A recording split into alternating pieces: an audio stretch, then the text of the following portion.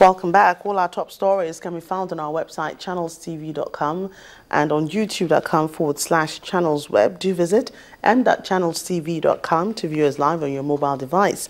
And you can also download the Channels TV app for Android, iOS, and Windows phones from their respective stores. We also would like to urge you to please interact with the Eyewitness feature, the Channels TV app on the Android, iOS, and Windows platforms. If you have pictures or videos that you would pretty much like to share with us, please tap the application on your device, swipe to reveal the Eyewitness menu, and follow the instructions you see. Well, soccer has finally come to flood victims of Ogota in Imo State as the state government has distributed relief materials to them. Now, the materials were distributed through the State Oil Producing Areas Development Commission, ISOPADEC, and the managing director of the commission, Mr. Kingsley Ojo, said that the move is to provide immediate succor to victims of the flood disaster, pending the time when the waters will go down.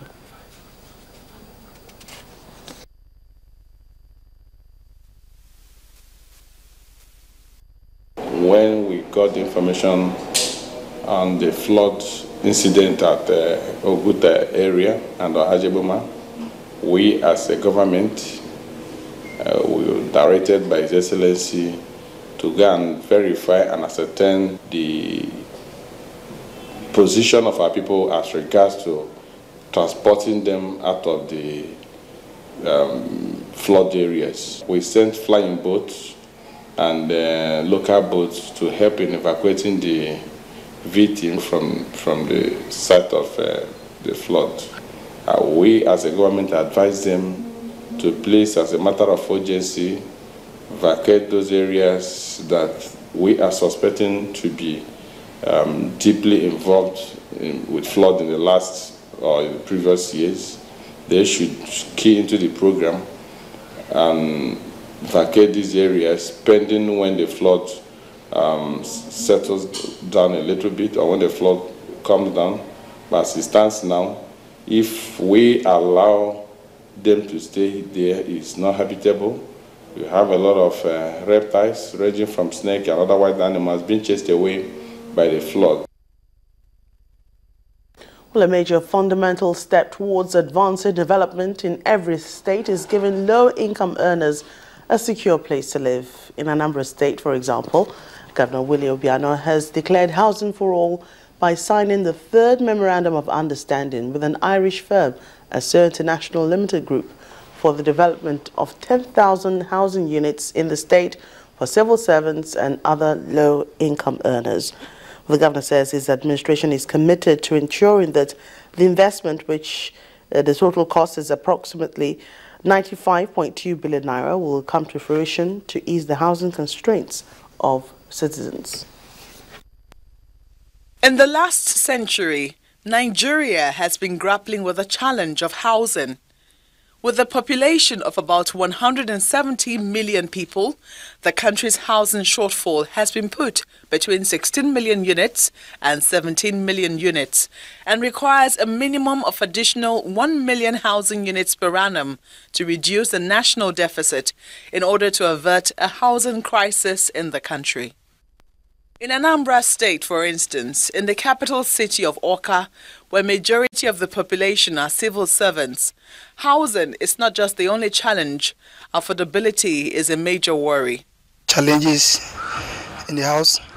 So, I came from all the way from Delta State, Asaba. I come to work every day and go back. Some people come from Enugu. Some people here like Newi, Obuaro and so forth. Bedroom flats. 2-bedroom flats in the state, Awka for instance, cost not less than 250,000 or 200,000. So now you can imagine how a civil servant who is paid the peanut in the name of salary can now afford, such high cost of rentage. The Anambra State government is hoping to ease the problem by embarking on a housing project. This meeting to sign a memorandum of understanding between the state government and an Irish firm, Assur International Limited Group, will bring that to fruition. The ABC project is a housing development project totaling about 10,000 housing units that will be developed in 5 tranches of 2,000 units each, starting with the Oka Capital Development Territory and eventually extending to other parts of the state. Already, about 200 hectares of land have been earmarked by the state government in different areas, and the project is expected to commence within 6 months. Governor Willie Obiano assures his people of his total commitment to the realization of the project. All this will go a long way to ameliorating the challenges we have with respect to housing, and specifically for the civil servants and all the staff that are working in Anambra State.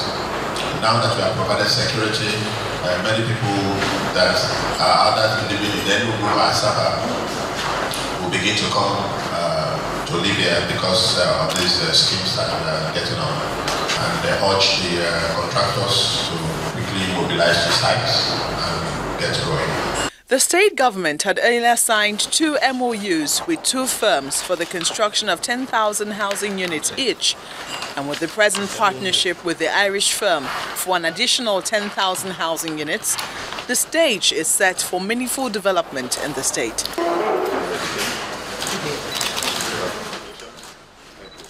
Elsewhere, the Nasarawa state government has signed a memorandum of understanding with a Chinese firm for the construction of a commercial airport in Lafia, the state capital.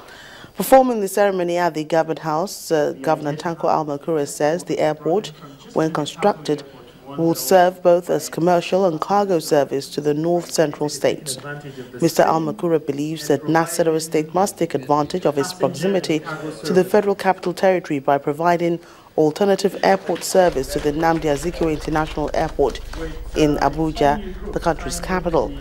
Governor Almakura also presented the check of 4.3 billion naira bailout fund accessed from the Central Bank of Nigeria to the 13 local government areas in the state as salary areas.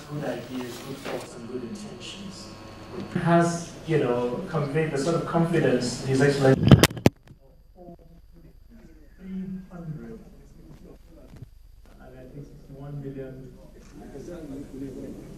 to the... You go to the United States, look at Washington, D.C. It has close to about 4 airports or 5. With all our development, our financial muscle as a government, as a country, and with all the facilities and opportunities that are available to the federal capital, we have only 1 airport. The closest airport to the federal capital, a functional airport, is Kaduna, which is more than 200 kilometers away. So I feel as a state that is close to the federal capital, and as a state whose land constitute 60% of the present federal capital territory, we cannot but take our rightful position to provide complementary support to the federal capital by building an alternative airport that the residents of the federal capital and residents of the state would also use. We have gone a long way to ensure that this dream comes true. Meanwhile, the Adamawa state government has secured the sum of 9.5 billion naira bailout loan for the payment of all outstanding salary liabilities, pension, leave, transport grant and other claims for the year 2013, 2014 and 2015 for both state, local governments, the judiciary and State House of Assembly. Now, speaking to journalists after a press conference in Yola, the State Commissioner of Finance, Mahmoud Sali Yanusa, said the bailout funds was obtained from the Central Bank of Nigeria. With the 9 billion naira, the Governor Muhammad Umaru Jibrila, who was also at the press briefing, directed the payment of all outstanding salaries and allowances.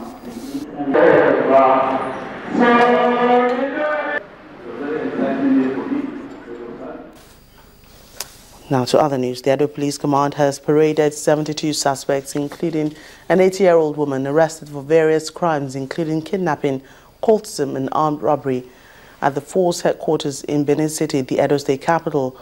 While briefing journalists, the Edo State Commissioner of Police, Chris Ezike, revealed that the exercise is a result of special operations carried out by men of his command in the last 6 weeks. He says armed robbery, kidnapping and cultism are some of the major security challenges facing the state. Is a parade by the Edo State Police Command at the force headquarters in Benin City, the Edo State capital.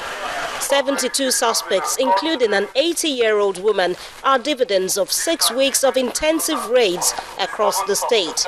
We've arrested armed robbery suspects, kidnapping suspects, we've rescued victims of kidnapping, and we've also arrested suspected cultists. We've recovered firearms, ammunition, stolen vehicles, generators, etc. Buoyed by this achievement, Edo State Commissioner of Police Chris Ezike says the police will not rest on its laurels in maintaining law and order. On the case of 80-year-old suspects arrested, Mr. Ezike says age is not a barrier in combating crime. The law is no respecter of persons. She has committed an offense, and it is in public interest to be able to show the public the modus operandi of these criminal elements. The bullet does not know her age. When the bullet goes out from her to a hoodlum, the bullet is used to kill. And she is not an authorized person to peddle or trade in bullets. So that's purely an act of criminality. So what we have done is to carry the public along in whatever we do, so that they also become vigilant and know that age does not shield you from criminal intentions and liability. The police also displayed recovered items which include firearms, ammunition, vehicles, power generating sets and 261 bags of marijuana.